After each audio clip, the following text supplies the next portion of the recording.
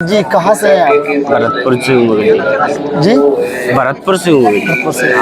जो संत रामपाल जी महाराज जी की शरण में आने से पहले आप क्या भक्ति साधनाएं करते थे? देखिए भगत जी, ऐसा है, बचपन संत रामपाल जी महाराज जी की शरण में आने से पहले जो हिंदू धर्म में प्रचलित सभी देवी देवताओं की भक्ति में किया करता था। सबसे ज़्यादा शंकर भगवान को अपना इष्ट मानता था। उसके बाद मैं भिंड का रहने वाला हूँ, तो उधर मैं जब गांव रहता था बचपन में तो शंकर जी को बहुत ज़्यादा मानता था मैं, बहुत ज़्यादा। तो उसके बाद में फिर मैं यहाँ आ गया भरतपुर, तो यहाँ से मथुरा नज़दीक पड़ता था, तो मैं गोवर्धन पर्वत पे जाने लगा, वहाँ गिरिराज जी को ज़्यादा मानने लगा। श्री कृष्ण को मैंने बहुत माना, और उसके बाद श्री कृष्ण को मानते मानते हर महीने में क्या 2 बार भी चला जाता था परिक्रमा देने के लिए। लेकिन भगत जी दिल में क्या है, संतुष्टि नहीं मिली, बहुत भटके, संतुष्टि नहीं मिली जो मिलनी चाहिए। हम सोचते थे भगत जी कि यार इस संसार में है क्या चीज, सबको ही बताते हैं माया सब कुछ नहीं है, माया से बढ़ के भी कोई चीज है, लेकिन हमको मालूम ही नहीं मिलती थी, पता ही नहीं पड़ता था माया से बढ़ के क्या। जिधर भी हम नजर डालते थे पैसों वालों की बूझ हो रही है, इनको मान सम्मान मिल रहा है, इनकी आगे बाबा हो रही है, हम कहते थे यार माया से बढ़ के कुछ नहीं है, माया ही सब कुछ है भगत जी। तो ऐसा करते करते भगत जी फिर हम सोचते थे यार हम जिंदगी के लिए जी रहे हैं या पैसे के लिए जी रहे हैं, जीने के लिए जी रहे हैं या पैसे के लिए जी रहे हैं, हमको ये भी समझ में नहीं आता था भगत जी। तो ऐसे ऐसे करके फिर भगत जी धीरे धीरे हमारे एक गांव में भगत जी हैं, तो उनसे हमारी चर्चा हुई, तो उन्होंने हमको बताया। हमने एक बार उनसे ऐसा सवाल कर दिया भगत जी, तो वो बोले, वो गुरु जी से जुड़े हुए थे जी, उन्होंने कुछ मेरे से बोल दिया, मैंने कहा पता नहीं काल इस संसार में कब उठा ले जाएगा कब तक। हाँ तो भगत जी उनने एक बार बोल दिया कि मैं मतलब मेरे को काल नहीं ले जा सकता, मैं जब भी शरीर छोड़ूंगा अपनी इच्छा से छोड़ूंगा। मेरे को ये बात भगत जी गोली की तरह सीने में छेद कर गई। मैंने कि यार इस संसार में ऐसा भी होता है कि अपनी इच्छा से शरीर छोड़ा जाता है, पर मेरे को ये बात डाउट नहीं। लेकिन वो कहते हैं ना परमात्मा के सांच बात जो सांच को कभी आँच नहीं होती, तो दिल में वो छेद कर गई, जगह बनी रही उस चीज की भगत जी। तो हम चलते चलते चलते चलते फिर मेरे को एक हमारे साड़ू भाई जुड़े हुए थे, उन्होंने कुछ वीडियो डाले, वीडियो डालने के बाद हमने देखा, तो फिर मैंने पुस्तक भी ली। एक भगत जी हमारे पास में थे, हम ढाकिल वगैरह लगाते हैं, तो ज्ञान गंगा पुस्तक ली, उसको पढ़ा, तो उसमें जो वास्तविकता मेरे को मिली, तो वास्तव में हमको ऐसा लगा, मेरे को रोना महसूस हुआ कि यार हम अपने आप को पेट से निकलते ही बड़ा चतुर समझते थे अपने आप को, लेकिन संसार की लीला तो बहुत हटके है। अब मेरे को वो चीज मिली जो सब लोग कहते थे माया से बढ़ के कुछ नहीं, माया से बढ़ के ये चीज है, ये चीज माया से बढ़ के। अगर कोई प्रमाण करना चाहे तो ज्ञान गंगा पुस्तक लेके पढ़े और मिलान कर सकता है उस चीज, ये माया से हटके है बिल्कुल। परमात्मा कहते हैं कि क्या मांगू कुछ थिर न रहाई, देखत नैन चला जग जाई। अब जब सभी चले जा रहे हैं भगत जी, तो हम क्या मांगे इस संसार में, बताइए आप। सही बात। एक लख पूत सवालक नाती, उस रावण के आज दिया भी नवाती, आवत संग न जात संगाती, क्या हुआ दरबंदे आती। परमात्मा कहते हैं उतना ही मांगो, इस संसार में जब तक जीना है उतना ही मांगो। साईं इतना दीजियो जाम में कुटुंब समाए, और हम भी भूखे ना रहें और अतिथि न भूखा जाए। तो परमात्मा हमारे संत पूज्य गुरुदेव संत रामपाल जी महाराज जी यही बताते हैं, और पूरा ऑलरेडी कबीर साहब का ज्ञान हमको देते हैं। और कबीर साहब जी गुरु थे उस टाइम, पूर्ण गुरु कबीर साहब जी थे, और कबीर साहब जी की वाणी है कि सतगुरु असल कबीर है, चारों एक प्रमाण, और झूठे गुरुआ मर गए हो गए भूत मसान। और इस टाइम पे संत रामपाल जी महाराज जी है, उस टाइम पे कबीर साहब जी का विरोध हुआ था, इस टाइम पे संत रामपाल जी महाराज जी का विरोध हो रहा है। इसी सत्य बात कहने में कि साचा शब्द कबीर का सुनते ही उपजे आग, और अज्ञानी जल जल मरे ज्ञानी जाए जाग। ये चल रहा है भगत जी सब। तो भगत जी आप संत रामपाल जी महाराज जी शरण में आ चुके थे, और उसके बाद पहले आप जो भक्ति करते थे, जैसे आपने बताया शिव जी की भक्ति करते थे, देवी देवताओं में ज्यादा आस्था रखते थे। हाँ भगत जी। संत रामपाल जी महाराज की शरण में आने के बाद आपको कोई लाभ भी प्राप्त हुए? जी भगत जी, ऐसा है कि इस बात पे कोई विश्वास करे ना करे, लेकिन मैं 100% सत्य कहूँगा कि हाँ, कि मतलब जब मैंने जो ज्ञान गंगा पुस्तक पढ़ी, तो मेरे दिल से सारा कचरा निकल गया, और मैं बिल्कुल गुरु जी की शरण में जाने को हो गया, तो उसी दिन रात को श्री कृष्ण जी आए मेरे सपने में और मेरे से कह रहे हैं कि तुम कहाँ जा रहे हो। मैंने कहा मतलब वो उतनी दूर खड़े और मैं इधर को जा रहा था, तो वो बोले तुम जा कहाँ रहे हो। मैंने कि मैं गुरु जी की शरण में जा रहा हूँ, गुरु जी से दीक्षा लूंगा। वो कह रहे मत जाओ, इधर आओ, मेरे पास आओ। बस मैंने कि मैं अब नहीं आ रहा हूँ, अभी तक जब मैं आपकी पूजा किया करता था जब आप कहाँ गए थे, अब तक तो आपने कभी दर्शन नहीं दिए, और आज मैं गुरु जी की शरण में जा रहा हूँ तो आप मेरे से कह रहे हैं इधर आइए। जी। हाँ, तो ये बात सत्य है भगत जी। भगत जी, जैसे कि आपने बताया कि आपको श्री कृष्ण भगवान दिखाई दिए, हाँ जी, और उन्होंने आपको रोका कि आप उधर मत जाओ, आप मेरे साथ आओ। हाँ मेरे तो पास आओ। ये हकीकत बात है या मान लो कि सपने की बात कर रहे हो? नहीं, सपने में बताया, उसी दिन की बात है। मैंने जस्ट गुरु पूर्णिमा के दिन गुरु दीक्षा ली परमात्मा जी से, उसी दिन नाइट में आए। जब हम ज्ञान समझ चुके ना, मालिक कहते हैं जिसको ज्ञान जो समझ जाएगा ना उससे काल दूर हट जाता है। अजब जी, जैसे कि काफी लोग से मैंने बात की है, काफी लोगों से ज्ञान चर्चा हुई है, काफी लोग अधिकतर ये जिक्र करते हैं कि संत रामपाल जी महाराज की ज्ञान गंगा पुस्तक के बारे में और जीने की राह पुस्तक के बारे में और भी भिन्न भिन्न कई किताबें हैं उनके बारे में बात करते हैं। ऐसा क्या है इन किताबों में जो लोग उनको पढ़ें, और आखिर क्यों पढ़ें उनको? देखिए सर, ऐसा है कि आज की बात माने तो संत रामपाल जी महाराज जी जो हमारे बताते हैं, पूर्ण कबीर साहब का ज्ञान बताते हैं, पूरे सदग्रंथों से बताते हैं और प्रोजेक्ट पर दिखाते हैं। ऐसा नहीं कि उन अपनी किताबों से बता रहे, नहीं, वो जो किताब वहाँ से छपी है, जैसे गोरखपुर की है तो वो गोरखपुर का प्रिंटिंग दिखाए किसकी लिखी है ये बताते हैं, आप देखिए मिलान करिए। उससे हटके जैसे उन निचोड़ निकाला है उन्होंने। जैसे गीता, पूरा गीता जी का जो सारांश है उसमें क्या है, 3 मंत्रों का है। गीता अध्याय 17 श्लोक नंबर 23 में तीनों मंत्र लिखे हुए हैं, तो वो तीनों मंत्रों का निचोड़ बताया है। ज्ञान समझाना मतलब जैसे एक वन है जी, जो वन है, वन में कई सारी जड़ी बूटियां हैं, तो उसमें से जो जानकार होगा वही तो निकाल सकता है उनको। ऐसे निकाला हुआ है और ऐसा ही ज्ञान है उसमें। और रही बात भ्रमित करने की, तो वो गुरुजी की वाणी ये है कि मेरे एक शब्द को, एक वर्ड को कोई गलत कर देता है तो मैं संताई त्याग दूंगा, मैं संताई त्याग दूंगा, संताई नहीं करूंगा जी। ये कहना है। धर्मगुरु और हमारे गुरुजी ने सभी धर्म गुरुओं को, पूरे विश्व के धर्म गुरुओं को, मतलब सभी को आमंत्रित किया, सादर आमंत्रित, और आने जाने का खर्चा भी बताया उन्होंने, कहा आने जाने का खर्चा भी देंगे आपको। मगर किसी ने उनकी चर्चाएं नहीं की, उनके पास बैठकर आध्यात्मिक ज्ञान की चर्चा नहीं की। अजब जी, संत रामपाल जी महाराज के क्या क्या उद्देश्य हैं, क्या लक्ष्य हैं उनके लोगों के मानव जीवन के लिए? कुछ उनके विचार आप व्यक्त करना चाहेंगे? हाँ जी भगत जी, ये सवाल आपने बड़ा उत्तम सवाल है, अच्छा किया। ये परमात्मा जी की वाणी है कि प्रीत न बूढ़ी होत है जो उत्तम से लाग, और 100 बरस पत्थर जल में रहे फिर भी न छोड़े आग। ये बहुत अच्छा सवाल किया आपने। इसमें जैसे पहला नंबर नशा मुक्त भी, कोई भी चीज छोटे से लेके बड़ा तक, तम्बाकू से लगा लो, दूसरे ऊपर तो चले जाओ, स्मैक है, चर्स है, गांजा है, अफीम है, कोई भी चीज। तो हमारे पूज्य गुरुदेव जी का, संत रामपाल जी महाराज जी का जो शिष्य है वो इन चीजों को छूता भी नहीं जी। यहाँ तक कि आप उससे ये कहोगे कि भाई साहब मुझे माचिस दे दो, तो आपको कांडी ला के नहीं दे।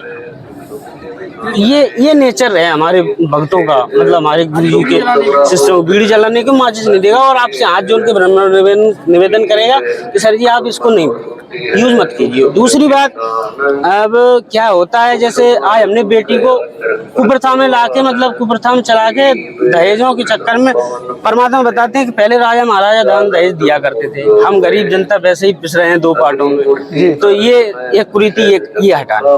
दूसरी सतभक्ति, तीसरी पाखंडवाद को खत्म करना। ऐसे मतलब कई उद्देश्य हैं हमारे गुरु जी के, 3-4 ही मुझे याद है परमात्मा की दया से जो मैंने आपको बताए हैं। यहाँ पे जो भंडारा चल रहा है वो थोड़ा सा आप भंडारे के बारे में क्या कहना चाहेंगे? यहाँ पे जो दूर दूर श्रद्धालु आ रहे हैं, किस आस्था से यहाँ पे आ रहे हैं? क्योंकि कई प्रकार के लोग आते हैं, कई राज्यों से आ रहे हैं। हाँ। तो सब लोग अपनी अपनी आस्था लेके आते हैं। जैसे कि कई तीर्थ स्थानों पर भी जाते हैं तो अपनी अपनी आस्था लेके जाते हैं। बट यहाँ पे जो लोग श्रद्धालु आ रहे हैं वो किस आस्था से आते हैं? आप थोड़ा उनके बारे में क्या कहना चाहेंगे? देखिए भगत जी, ऐसा है, परमात्मा कहते हैं जो जन जाकी शरण है ताको ताकी लाज, और मीन सोई जल चढ़े और बह जाते गजराज। जिसकी जिसमें आस्था है वो उसी को सब कुछ मानता है जी। क्योंकि परमात्मा जी की वाणी है, धर्मदास यहाँ बहुत बहु अंधियारा और बिना ज्ञान जीव जम का प्यारा।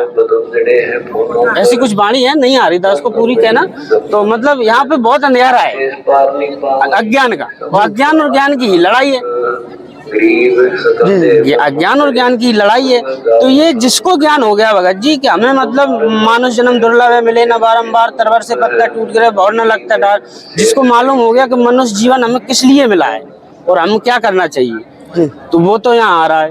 और कुछ ऐसा है कि जो नहीं समझ पाए तो वो नहीं आ पा रहे हैं। तो मनुष्य जीवन जो है, मनुष्य जन्म हमें मोक्ष प्राप्ति के लिए ही मिला, ना कि माया जोड़ने के लिए। करो, परमात्मा कहते हैं सब करो इस संसार में रह के, जब तक ये तन है ना माटी, सब करो। परमात्मा कहते हैं धंधा तो करते रहो, धंधे बंधन नहीं। जो नर भूले ज्ञान मूल वो धंधे में ध्यान में नहीं। धंधा भी करना है और अपनी सद्भक्ति भी करनी है और सब कुछ करना है संसार में। मतलब जो सांसारिक क्रिया है, पाखंडवाद को हटा के, पाखंडवाद नहीं लेना। जैसे कुरीति में आ जाते हैं, माने मृत भोज है, मृत भोज है।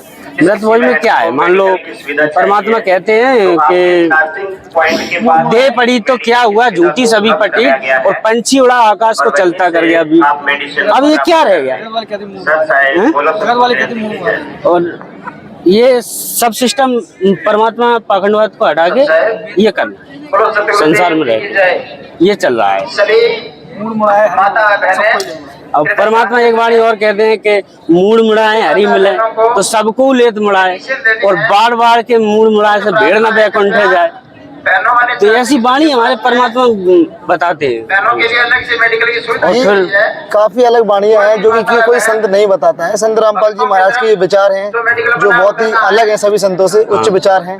और आज देख रहे हैं यहाँ पे काफी इतने भी श्रद्धालु आए हैं, सबके हाव भाव अलग दिख रहे हैं। हर एक श्रद्धालु के चेहरे पे खुशी अलग ही नजर आ रही है। और बाकी अगर आप लोगों को देखेंगे तो हर एक इंसान कोई ना कोई मतलब दुखी रहता है। बट यहाँ पे जो श्रद्धालु आए हैं, जैसा कि आप देख रहे होंगे, इधर पूरा आश्रम बना हुआ है, परमात्मा का जो भंडारा गृह है ना, बहुत सारी सुविधाएं यहाँ पे देखने को मिल रही हैं। संत रामपाल जी महाराज के यहाँ पे बहुत सारी सुविधाएं हैं, निःशुल्क नाम दीक्षा भी दी जाती है। लेकिन कुछ लोग ये बताते हैं अजब जी कि संत रामपाल जी महाराज के यहाँ नाम दीक्षा लेते हैं, कुछ पैसे लिए जाते हैं। ऐसे चर्चित कुछ लोग हैं जो कर रहे हैं, समाज में फैला रहे हैं। आप इन लोगों के लिए क्या मैसेज, क्या संदेश देना चाहेंगे? ये लोग जो बोलते हैं कि उनके यहाँ तो पैसे लगते हैं या मतलब कई प्रकार की भ्रांतियां जो चल रही हैं, मतलब भ्रम, उनके बारे में क्या कहना चाहेंगे? देखिए भगत जी, ये सर्वस्तर गलत है। और हमारा, अगर आपको हमारी वाणी गलत लग रही हो तो आप एक बार खुद आकर देख लें, कोई भी हो जगत का, आकर देख लें। यहाँ पे निःशुल्क नाम दीक्षा दी जाती है, निःशुल्क भोजन भंडारा किया जाता है, सारी व्यवस्थाएं।